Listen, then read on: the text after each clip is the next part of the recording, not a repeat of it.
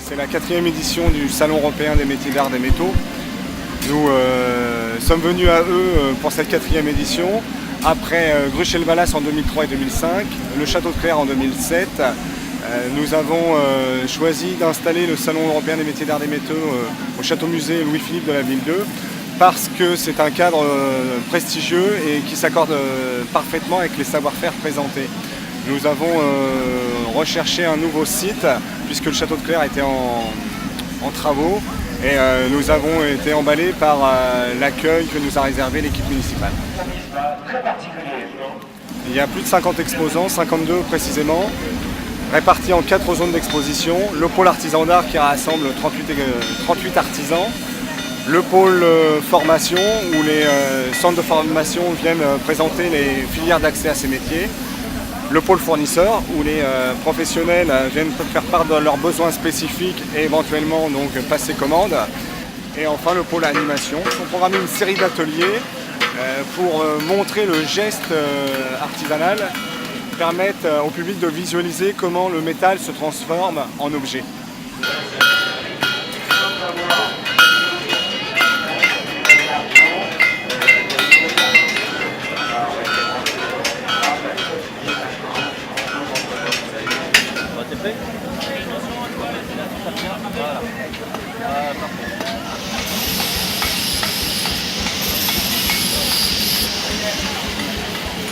Pour le Salon des Fèvres, pour les 2 jours et demi du salon, on est venu accompagné de plusieurs de nos élèves de la section métallerie pour aussi bien animer que tenir le stand pour les 3 jours et puis donner des informations sur les pièces qui ont été réalisées. Toutes les pièces qui sont exposées sur le salon ont été soit commencées, on va dire, début d'année civile, donc à partir de janvier 2009. Le gros du travail a été réalisé depuis une quinzaine de jours dans nos ateliers avec nos jeunes, notamment l'escalier hélicoïdal 3 marches qui a été fait sur une petite semaine en relation directe avec nos élèves. Alors le Salon des Fèvres à eux a une importance énorme pour nous. La ville 2 est quand même assez excentrée au niveau de l'académie de Rouen. On est vraiment au plus haut. Donc pour faire connaître nos formations professionnelles, tant les formations industrielles et surtout les formations d'art, de métallerie et de fonderie, c'est vraiment capital de l'avoir sur la ville 2. Donc là, ça a un impact énorme. On a pu rencontrer des artisans de la région, des artisans des régions un petit peu voisines. Ça nous a fait énormément de pubs, ça nous fait des partenariats avec ces artisans qui vont peut-être par la suite nous prendre des jeunes en stage et puis leur donner un complément de formation que nous on ne peut pas donner dans notre établissement.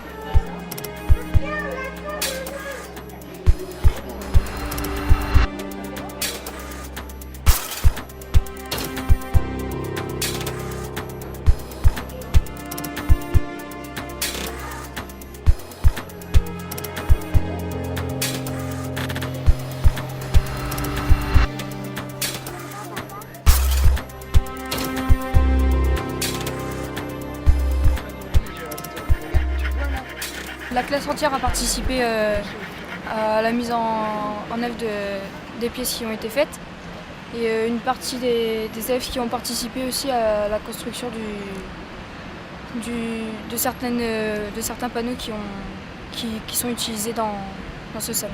C'est un travail important, on leur demande beaucoup dans un laps de temps très réduit.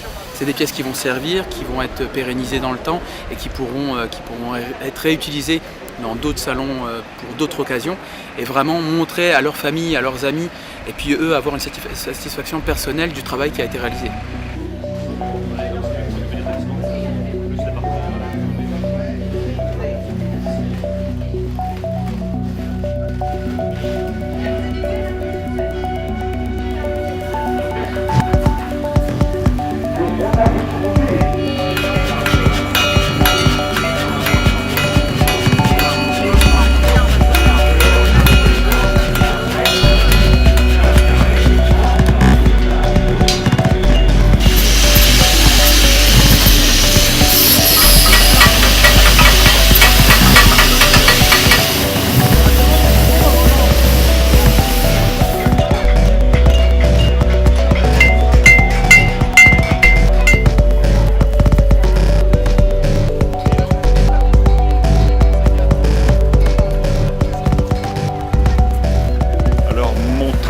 consiste d'une part à créer des personnages ou des silhouettes ou des animaux en fer, forgés. L'autre partie, c'est la récupération. Donc la récupération d'objets divers, tels que là mes vaisseaux spatiaux, mes oiseaux qui sont dans la pelouse là, les chiens, les chats. Ce sont des récupérations d'objets divers que j'ai assemblés, soudés.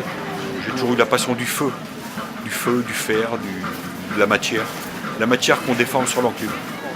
La forge, c'est partir d'un barreau d'acier, l'allonger, savoir faire un galet, une volute, savoir travailler comme les anciens travaillaient, d'une manière académique. Donc les conseils que je donne aux jeunes, c'est après avoir fait un petit peu de métallerie, d'essayer de trouver un stage chez un forgeron qui va leur apprendre vraiment les rudiments. Allonger la matière, la refouler, savoir percer à chaud. Parce que quand on voit des monuments historiques magnifiques comme ce château, à un moment ou à un autre, il y aura des ferronneries anciennes à restaurer.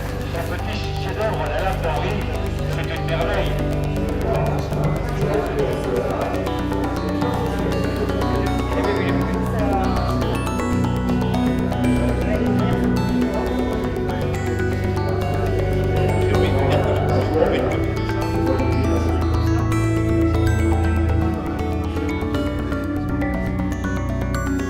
L'objectif de ce salon, il est double.